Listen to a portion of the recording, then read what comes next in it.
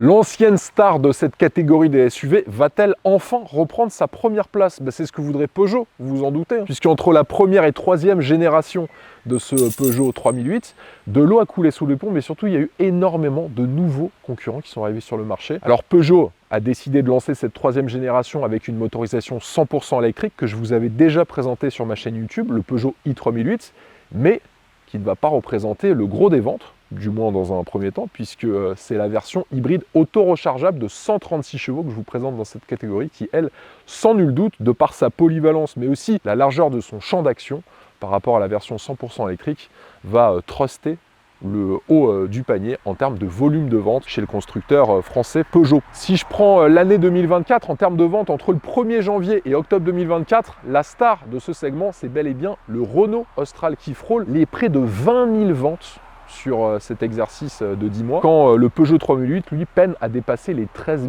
260 unités. Donc le défi est de taille, la marche à sauter est quand même significativement élevée, mais vous le savez, ils l'ont déjà fait dans le passé. Peugeot n'est pas du genre à se laisser dépasser facilement, et avec ce nouveau design, ces nouvelles technologies, ce nouveau châssis, et puis surtout cette nouvelle motorisation que je vais vous détailler dans cette vidéo, il compte bien truster encore une nouvelle fois la première marche du podium. Est-ce qu'il va pouvoir relever le défi haut la main? Est-ce qu'il a les qualités surtout et toutes les armes pour réussir ce défi? Je répondrai à ces questions en fin de vidéo en le comparant à tous ses concurrents sur plusieurs critères que j'ai définis. Donc restez bien jusqu'à la fin de cette vidéo pour avoir mes réponses à ces questions.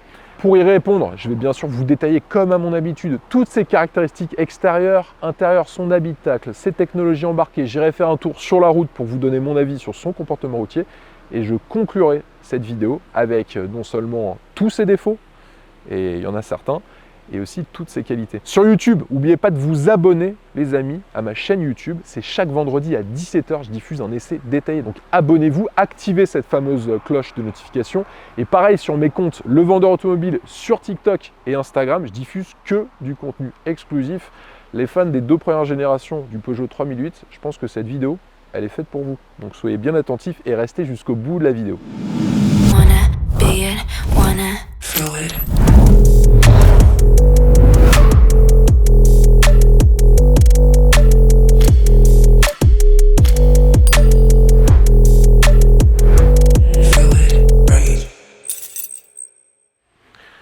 Point important, les amis, si vous n'êtes pas au courant de cette info, il faut quand même le dire, la précédente génération du Peugeot 3008, donc la deuxième génération, c'est un des plus grands succès commerciaux pour la marque de Sochaux. 1 388 000 exemplaires de la seconde génération du Peugeot 3008 ont été écoulés à travers le monde. Donc forcément, pour cette troisième génération, l'ambition est de taille et c'est déjà sur le design que ça va se jouer. Vous le savez, c'est un des critères les plus importants lorsqu'on souhaite acquérir un nouveau véhicule, notamment dans cette catégorie très concurrentielle et très prisée des familles. Les futurs propriétaires font souvent très attention à la partie esthétique et celui-ci ne déroge pas à la règle. Déjà on regarde le capot qui est assez plat avec des galbes assez prononcées sur les ailes qui se terminent sur cette large bande en noir brillant avec le monogramme 3008 qui est en gris foncé, qui relie les projecteurs qui sont bien sûr à LED sur deux niveaux. Alors la partie supérieure est très effilée par rapport à la précédente génération du 3008 avec des pixels LED et puis juste en dessous on a des feux diurnes à 3 griffes à LED eux aussi, qui relie cette calandre pleine et ciselée. Juste en dessous, on a une très large entrée d'air centrale, qui est là bien sûr pour venir refroidir lorsque c'est nécessaire le moteur et aussi le système de freinage avec en son centre les capteurs pour les aider à la conduite. Et puis on a cet encerclement autour de cette large entrée d'air centrale en plastique noir. Et puis on a cette finition en gris clair qui vient parfaire la partie basse du bouclier avant du véhicule. Et puis on a aussi ces écopes latérales qui sont en noir brillant, qui viennent soutenir le regard très ciselé, c'est le moins qu'on puisse dire, et assez bestial de cette troisième génération. Jantes de 19 pouces qui sont diamantées, bicolores, avec des pneus Michelin e-Primacy, que vous pourrez retrouver d'ailleurs chez notre partenaire qui sponsorise cette vidéo, 1001pneus.fr, qui est un des leaders français de la vente de pneumatiques en ligne. Il faut savoir que sur leur site internet, il y a plus de 50 000 références de pneus que vous pouvez retrouver. Donc il y a tous les types de pneus, que ce soit des pneus été, pneus 4 saisons, pneus hiver, pneus neige, et pour tout type de voitures, des citadines, des berlines, des breaks, des voitures de sport, aussi des voitures de collection, et même des utilitaires, des camions, des vélos, et même des motos. photos, c'est dire.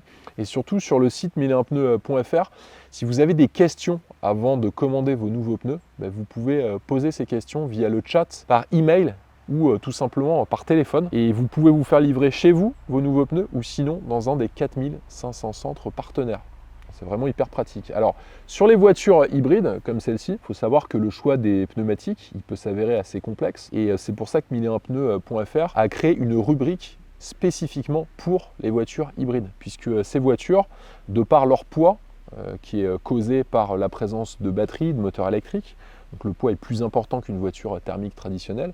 Donc il faut prendre en compte ces éléments. Il y a aussi une résistance au roulement qui est plus élevée. Sur des voitures hybrides, il faut pouvoir optimiser la résistance au roulement et aussi optimiser l'adhérence sur route mouillée, forcément avec plus de poids. Et cette rubrique sur leur site internet, elle va vous permettre de vous aiguiller beaucoup plus précisément sur vos nouveaux choix de pneumatiques. Alors le Michelin e-Primacy, je vais vous en parler sur la partie de l'essai routier qui équipe cette nouvelle génération du Peugeot 3008 hybride. Vous pourrez bien sûr le retrouver sur leur site internet. Le choix des pneumatiques, c'est important bien sûr pour votre confort, mais aussi et surtout pour votre sécurité. Donc allez faire un tour sur le site de 1001pneus.fr, vous m'en direz des nouvelles. Et je vous ai mis un lien en description de la vidéo, donc cliquez sur ce lien et vous pourrez commander vos nouveaux pneus ou tout simplement poser les questions sur votre futur choix de pneumatiques. Encerclement et jupe latérale qui sont en plastique noir sur ce modèle. Nouveau logo Peugeot juste ici. On a une ceinture de caisse qui est bien au-dessus des poignées de porte, qui ne sont pas affleurantes. Ça, c'est un petit peu dommage en termes de design. Ça aurait rajouté une touche de modernité sur la partie latérale du véhicule. Et ça lui donne ce côté très musclé, je trouve. Le fait d'avoir cette ceinture de caisse qui frôle d'ailleurs le bas des vitres latérales du véhicule. En parlant des vitres d'ailleurs, arrière, vitres de custode et lunettes arrière, elles sont surteintées sur le modèle que je vous présente. Encerclement des fenêtres en noir. Rétroviseur avec la partie supérieure qui est en noir brillant. La partie inférieure reprend ce gris anthracite qui est présent aussi sur le pilier A du véhicule. Les rétroviseurs, ils ont un répétiteur juste ici. La caméra pour le système de caméra et le stationnement à 360 degrés. Les rétroviseurs sont dégivrants, électriques et rabattables électriquement. Il y a 6 teintes de carrosserie qui sont proposées, dont ce bleu Ingaro facturé 1180 € tout de même, ce qui n'est pas rien. Capacité du réservoir de carburant 55 litres. L'empattement, lui, fait 2,74 m. Il y a peu d'évolution par rapport à l'ancienne génération du 3008.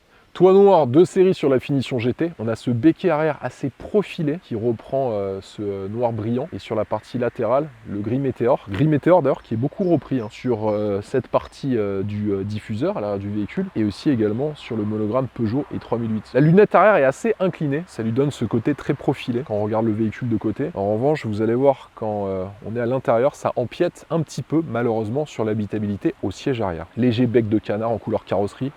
On a un arrière extrêmement droit et selon moi un petit peu trop massif. Ça n'enlève pas le fait que le dessin est assez subtil et bien réalisé. Ça c'est le moins qu'on puisse dire, notamment avec cette large bande noire incluant le monogramme Peugeot en gris météore qui relie les projecteurs arrière qui sont bien sûr à LED avec toujours cette signature lumineuse à 3 griffes. Ce côté massif, il est aussi amplifié par la présence d'un diffuseur en plastique noir qui prend aussi beaucoup de place avec des catadioptres horizontaux juste sur sa partie inférieure. Sachez que pour 790 €, vous pourrez opter pour un dispositif d'attelage démontable sans outil. Ouverture et fermeture du haillon électrique, bien sûr, ça c'est de série. 520 litres d'espace dans cette configuration, donc ça n'évolue pas par rapport à la deuxième génération, mais bien sûr par rapport à la toute première. De mémoire, la toute première génération du 3008, c'était de l'ordre de 430 litres. Là, on a quand même un coffre qui est assez important. Et puis si vous baissez la banquette arrière, là vous aurez 1480 litres d'espace. On peut aussi régler la hauteur du plancher du coffre. Il y a des éclairages qui sont présents sur la droite. Et puis ici, une prise 12 volts. Et il y a aussi des crochets d'arrimage qui sont présents dans l'espace de ce coffre et 2 rangements latéraux qui sont pas très grands d'ailleurs avec là encore des crochets d'arrimage présents. Sur ces dimensions, c'est simple, il est plus long, plus large et plus haut que la deuxième génération. Donc en longueur 4,54 m pour cette troisième génération, c'était 4,45 m sur la deuxième, donc on a 9 cm de plus. C'est assez considérable. Sur la largeur, alors là, grosse différence aussi, plus 6 cm, il passe de 1,84 m à 1,90 m en largeur hors rétroviseur. Ça commence à faire beaucoup. Et puis sur sa hauteur, il prend 2 cm, maintenant il culmine à 1,64 m. Sur son poids, 1638 kg sur la balance pour cette version hybride. Par rapport à celui que je vous avais présenté, donc la version 100% électrique, c'est plus de 500 kg en moins sur cette version hybride. Et vous allez voir que sur la partie de l'essai routier, ça se ressent énormément. Sous le capot, un moteur hybride auto-rechargeable. Sachez qu'il y a 3 types de motorisation sur cette 3e génération du 3008. Celle que je vous avais présentée, donc le i3008, avec 2 moteurs, 210 ou 230 chevaux. Et puis on a une motorisation hybride rechargeable qui, elle, fait 195 chevaux. Là, on est sur l'auto-rechargeable, donc avec un moteur thermique 1,2 litre 3 cylindres PureTech. Mais je vous rassure, c'est une nouvelle génération de moteur PureTech. Il y a 40% des pièces de ce moteur qui sont nouvelles. Mais surtout, et j'insiste là-dessus, la courroie de distribution, elle est remplacée par une chaîne. Donc vous ne rencontrerez plus les problèmes que ce terrible moteur PureTech a pu engendrer chez l'immense majorité de ses propriétaires. Sur le moteur électrique, il est positionné sur la boîte de vitesse. Excite la boîte de vitesse EAT8 de l'ancienne génération. Là, on est sur une nouvelle boîte de vitesse à triple embrayage qui est fournie par Punch Powertrain, la EDSC6. Alors ce moteur électrique, positionné sur la boîte de vitesse, il va être utilisé lors des phases d'évolution à très basse vitesse ou sinon lors de manœuvres. Ça va venir forcément et assez logiquement venir diminuer votre consommation de carburant. En parlant de la consommation de carburant, elle est annoncée en mixte à 5,6 litres au 100 km. Moi, j'ai constaté une consommation moyenne, j'y reviendrai sur la partie de l'essai routier, d'environ 6,4 à 6,5 litres avec mon type de conduite, ce qui reste pour le gabarit du véhicule plutôt très correct.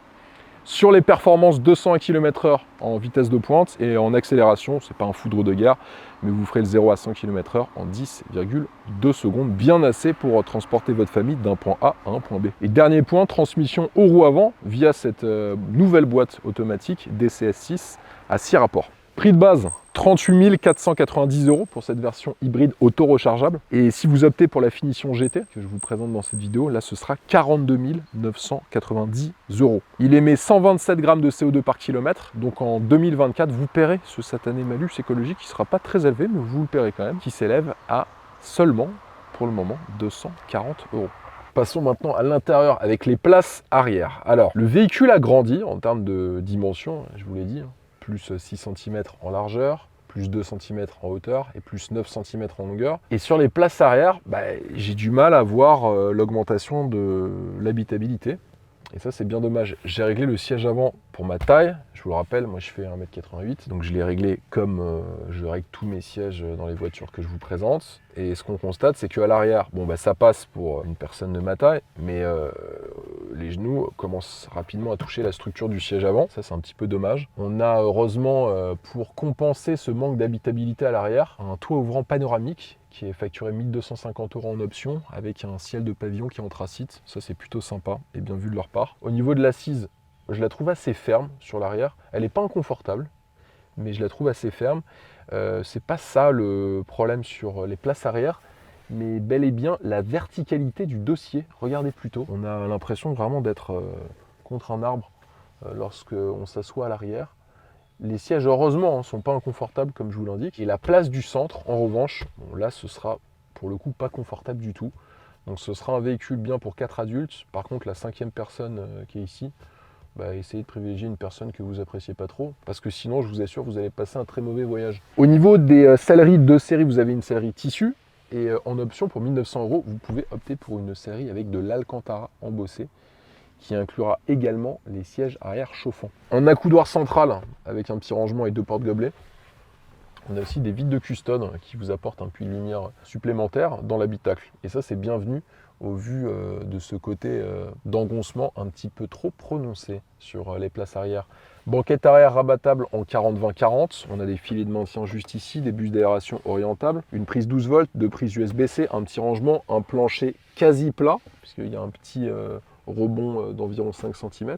Ça, c'est aussi un petit peu dommage. Sur les contreportes. Alors, les contreportes, le dessin est selon moi assez réussi. Ça, on ne peut pas dire le contraire, même si on remarque la présence de plastique dur sur le haut de la contreporte, partie centrale, et puis partie basse, du simili-cuir, du tissu, juste ici des inserts décoratifs en alu brossé qui sont assez jolis, mais des éléments de commande assez banals. Quand on regarde par exemple les commandes de lave-vitre, les poignées de porte, bon, il n'y a pas eu une recherche du design à la hauteur du reste de l'habitacle et notamment de la planche de bord qui est, vous allez voir d'ici quelques instants, très réussie. Même constat sur la contreporte à l'avant, toujours du plastique dur, des éléments de commande ultra classiques, pareil pour la poignée de porte. Alors là, contrairement à l'arrière, on a ces éléments décoratifs qui s'illuminent en bleu, et ça c'est très joli, ça lui donne un côté ultra moderne et très chaleureux lorsqu'on rentre dans le véhicule.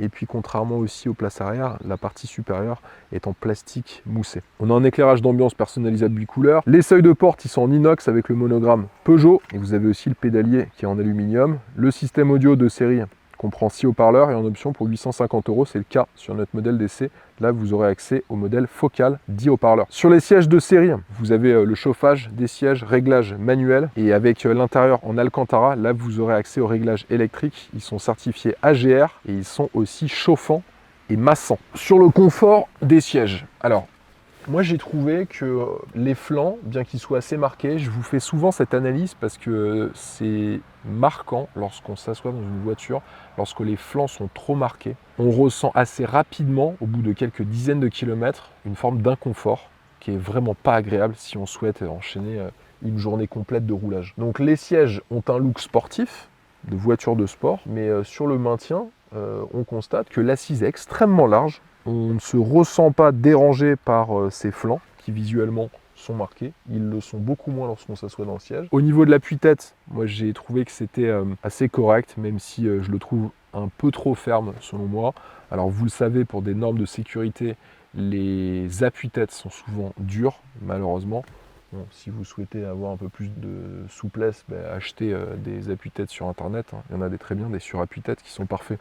En tout cas, par rapport à la philosophie familiale et ses capacités routières, ces sièges sont assez bien adaptés. Donc à l'avant, moi ils m'ont assez convaincu, même en roulant plusieurs centaines de kilomètres. En revanche, sur l'arrière, je suis un peu resté sur ma faim. Combiné d'instrumentation qui est inclus dans le iCockpit panoramique avec l'écran incurvé et flottant.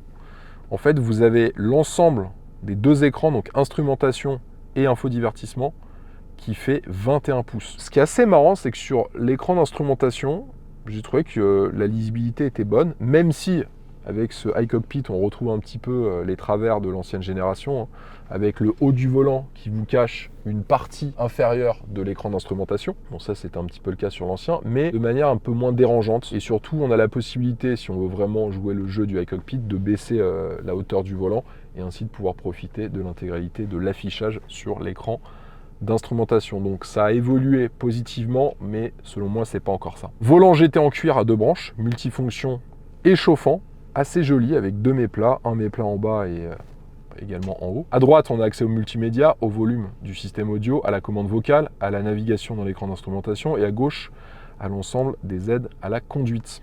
Il y a des palettes derrière le volant pour la récupération d'énergie. Beaucoup d'aides à la conduite de série, notamment le freinage d'urgence automatique avec l'alerte de risque de collision, piloté par caméra et radar.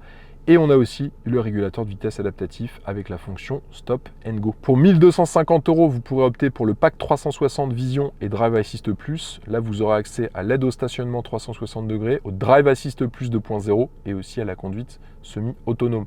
Et enfin, vous aurez accès à l'aide au maintien et le changement de voie semi-automatique. Sur le haut de la planche de bord, on a du plastique moussé avec les décors en tissu Rimini chiné. Ça, c'est assez joli et je trouve assez original dans un monde automobile où en 2024, la plupart des planches de bord sont complètement gris anthracite ou noir. L'écran d'infodivertissement. Alors, autant sur l'écran d'instru, j'étais assez content, autant sur l'écran d'infodivertissement, j'ai trouvé que l'affichage, en termes de taille, par rapport à certains de ses concurrentes, était un petit peu trop petit, trop minimaliste. Et il aurait peut-être fallu un écran aussi avec une ergonomie meilleure et une navigation plus intuitive dans l'arborescence des différents menus. Cet écran d'infodivertissement, il est intégré dans le iCockpit panoramique. L'infodivertissement, il comprend Android Auto et Apple CarPlay de série, sans fil en plus. Ça, c'est plutôt bien et c'est très facile de le connecter en plus à son smartphone. Le bouton Start and Stop qui est juste ici. On a le sélecteur de vitesse qui est juste à gauche du deuxième écran. Cet écran iToggles avec pas moins de 10 raccourcis personnalisables juste en dessous des aérateurs avec cette climatisation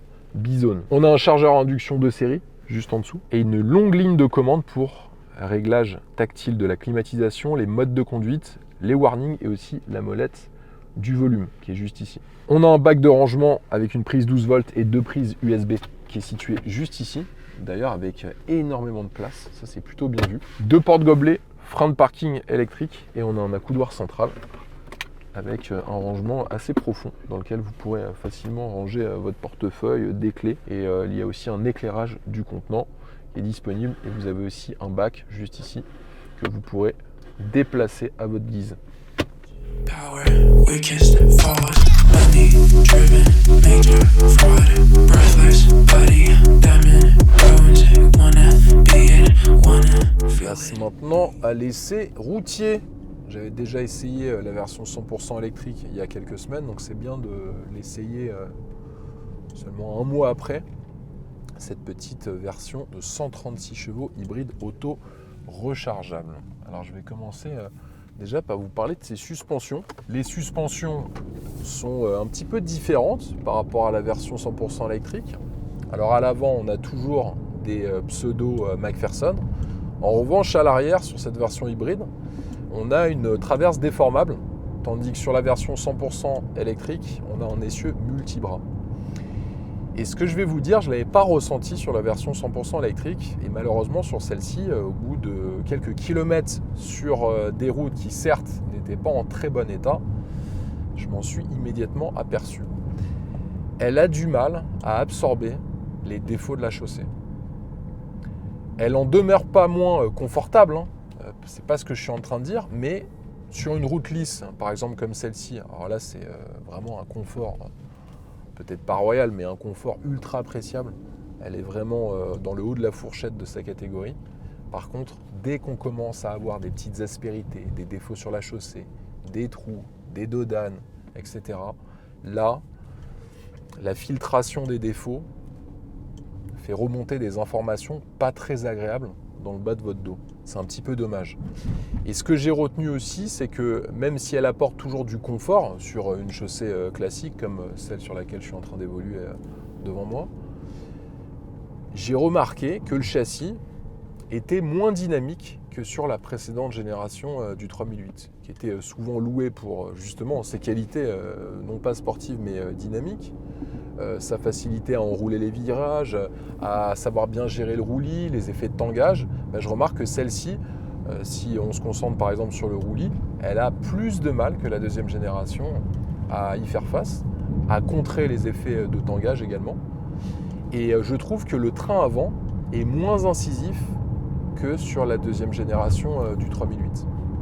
Alors, le poids certes 1648 kg à vide sur cette version, il évolue un tout petit peu, mais je pense que sur les réglages du châssis, ils ont préféré privilégier le confort au dynamisme. Ça se ressent immédiatement, hein, vraiment. Alors, le véhicule n'a pas une mauvaise tenue de route, hein, mais je trouve qu'il est moins agile, moins mobile que sur le précédent 3008. Donc, elle perd ce qui faisait d'elle la référence de sa catégorie, puisque elle était souvent mise en avant dans les comparatifs et souvent à la première place d'ailleurs pour ses qualités, notamment dans le sinueux. Je pense que cette troisième génération, elle fera un peu moins l'unanimité. Ça enlève en rien la qualité de son confort, son agrément de conduite, qui sont vraiment hyper appréciables. On bénéficie en plus d'une très bonne insonorisation, même sur autoroute à 130 km/h. Il n'y a aucun bruit parasite sur le montant A du véhicule, sur aussi les bruits aérodynamiques qui pourraient être générés lorsqu'on commence à rouler sur des chaussées dégradées. La voiture, elle insonorise extrêmement bien.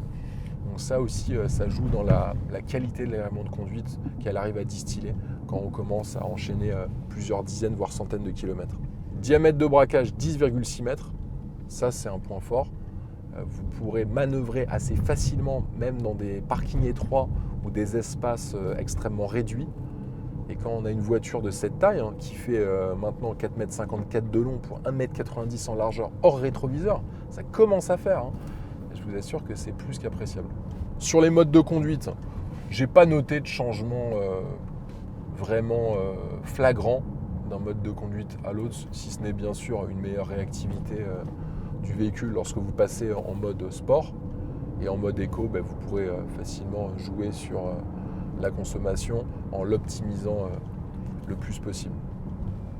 Alors le mode sport sur un véhicule qui ne fait que 136 chevaux, bon, on ne va pas non plus chercher à se décalquer la nuque, hein, vous vous en doutez, mais ça vous permettra d'avoir un peu plus de vélocité lorsque par exemple vous vous lancez sur autoroute ou vous souhaitez doubler un véhicule plus lent que vous sur une route départementale, et vous pourrez vous mettre en mode sport et ainsi avoir un peu plus de réactivité à l'accélération ou en reprise. En mode sport, vous pourrez aussi profiter du passage manuel des rapports avec les palettes qui sont situées derrière le volant. Ce que j'ai noté, c'est des petits à-coups avec la boîte de vitesse en dessous de 50 km/h.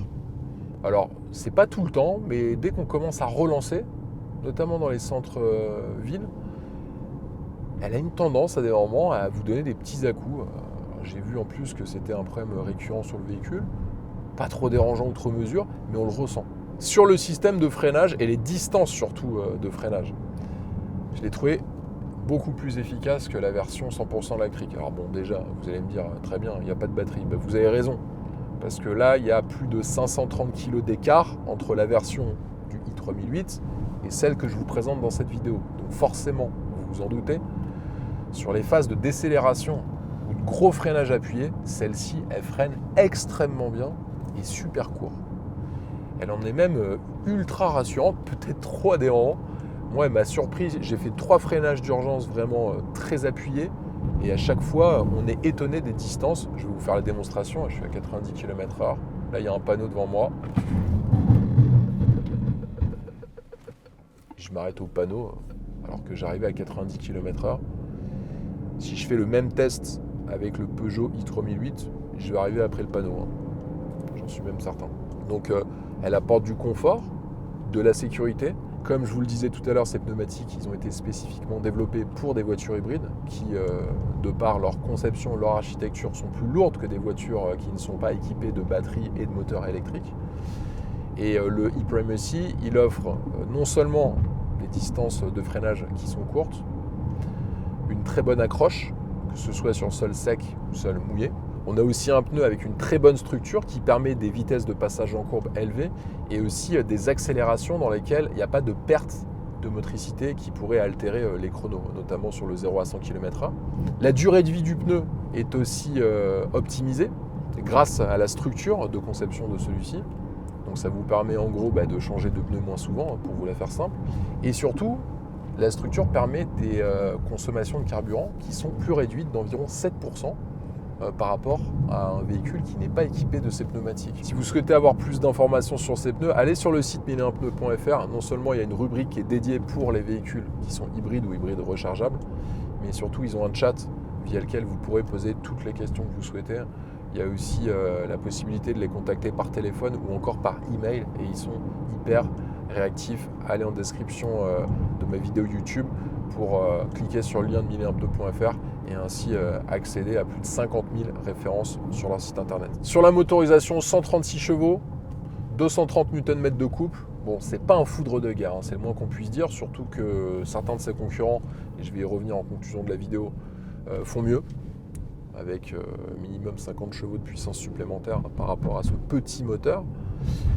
Ce que j'ai remarqué, c'est que quand on commence à le solliciter à fond, il génère quand même un bruit assez fort. Sur les accélérations, je vais me mettre en mode sport. Et je vais vous montrer ce que ça donne. Allez, c'est parti.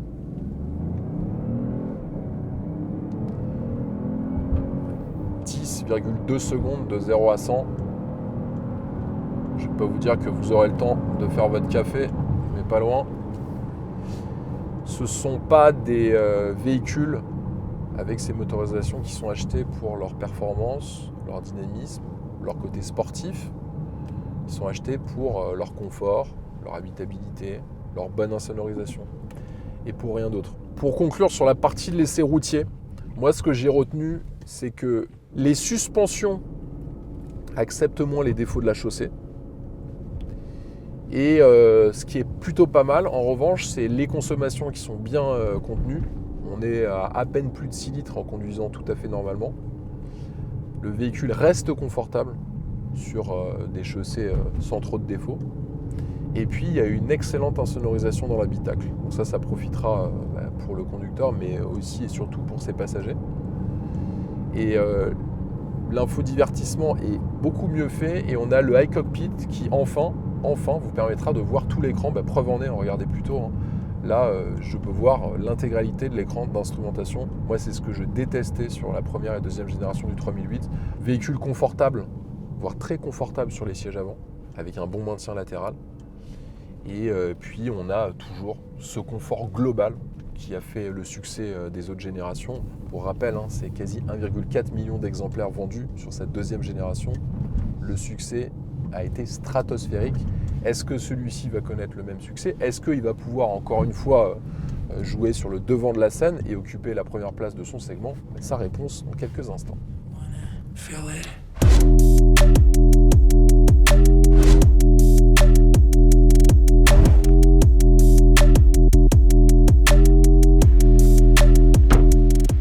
Il faut maintenant que je conclue l'essai de ce nouveau Peugeot 3008 hybride auto-rechargeable. Je tiens à le préciser. Alors, pas mal de défauts, n'en déplaise aux ultra fans de la marque. Il faut bien que je donne mon avis, hein, après cet essai de quelques centaines de kilomètres à son volant. Alors, premier élément, déjà, parmi ces défauts, c'est l'habitabilité aux places arrière. Le véhicule, il est plus long de 9 cm, il est plus large de 6 cm, il est plus haut de 2 cm et à l'arrière, en tout cas, pas d'évolution en termes de sensation d'espace. Bien que celui-ci soit équipé avec un toit ouvrant panoramique, on a du mal à voir l'augmentation d'habitabilité à l'arrière. Elle est, selon moi, quasi inexistante. Et c'est pas le seul des défauts là-dessus. Il y a aussi, sur les places arrière, un problème, selon moi, c'est qu'il y a une verticalité du dossier qui est trop prononcée. Donc on a l'impression d'être quasi contre un mur lorsqu'on est assis sur la banquette arrière. Est-ce qu'il est inconfortable aux places arrière? Pas du tout. Les sièges arrière sont confortables dans cette voiture, mais il aurait mérité une habitabilité et une assise à la hauteur de son ADN, c'est-à-dire celui d'un SUV hybride confortable, comme il a pu le démontrer dans le passé. Deuxième défaut, j'ai remarqué en dessous de 50 km/h des à-coups avec cette nouvelle boîte de vitesse à 6 rapports, à triple embrayage. C'était pas à chaque fois que j'évoluais en centre-ville, mais souvent, dès que je commençais à relancer, j'avais des petits à-coups à la transmission. Troisième défaut, c'est une petite déficience sur la qualité de filtration des défauts de la chaussée. C'était pas le cas sur la première ni sur la deuxième génération. Et là, j'ai trouvé, dès qu'on commence à être sur des petites routes, vous l'avez vu tout à l'heure, hein, avec des petits défauts, des petits trous, des petites aspérités, des petites bosses, il filtre beaucoup moins bien que l'ancien. Heureusement, je vous rassure, il a quand même beaucoup de qualité. Déjà, et non des moindres, comme première grande qualité, si ce n'est sa plus grande qualité, c'est son design.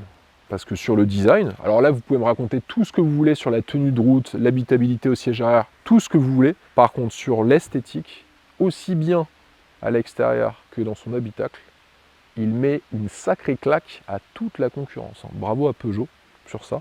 Moi c'est celui que je trouve le plus beau et de loin. Je vais y revenir dans quelques instants d'ailleurs, en le comparant à tous ses concurrents. Donc très belle réussite esthétique. La dalle du iCockpit est réussi. Alors j'ai trouvé que l'affichage était top sur l'instrumentation, comme je vous l'ai dit tout à l'heure.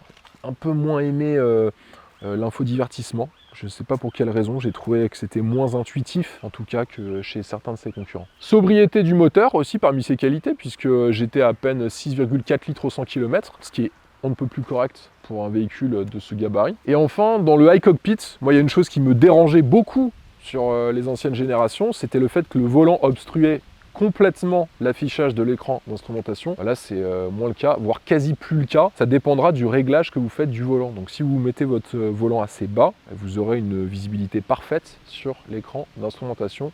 Donc pour ceux qui n'aimaient pas du tout et qui étaient réfractaires à ce iCockpit sur l'ancienne génération, je pense que avec cette troisième génération du 3008, vous pourrez vous réconcilier avec ce modèle. Alors une fois qu'on a pris en compte toutes ses qualités et tous ses défauts, est-ce qu'il a une chance de revenir sur le devant de la scène et reprendre sa première place dans un marché qui est beaucoup plus concurrentiel qu'il y a quelques années? Alors j'ai pris plusieurs critères pour répondre à ces questions. Premier critère, là je viens de vous donner la réponse, je spoil un peu dans ma conclusion, c'est l'esthétique. Sur l'esthétique, désolé, moi je suis ultra fan de ce qu'a fait Peugeot. Je le trouve magnifique. Je ne peux pas vous dire autre chose. Habitacle super réussi. L'extérieur, je le prendrai peut-être pas de cette couleur, mais vous le prenez en noir. Honnêtement, il en jette, il a vraiment une super gueule. Et vous le savez comme moi, au moment où on achète une voiture, on est souvent, et je suis le premier à le faire, très attiré par l'esthétique du véhicule. Je dirais que le Renault Rafale est lui aussi très réussi. J'aime beaucoup le Renault Rafale, mais j'ai une petite préférence pour le 3008 qui, selon moi, a un regard plus incisif vers l'avant, plus ciselé, plus fin, avec plus d'harmonie et peut-être plus d'élégance. Le Renault Austral est aussi super bien réussi. Moi, j'ai une personne de mon équipe qui avait le Hyundai Tucson. Et il y a le Kia Sportage qui sont pas mal. Mais on va dire trio de tête, moi je mettrais le Peugeot 3008 en 1, en 2 Renault Rafale et en 3 Renault Austral. Alors pourquoi j'ai pris Renault Rafale et Renault Austral? Parce qu'en fait, chez Renault, il y a effectivement le Renault Rafale qui est son équivalent puisque c'est un SUV coupé, mais il n'y a pas d'équivalent chez Peugeot du Renault Austral. C'est pour ça que j'ai pris les deux dans ma comparaison.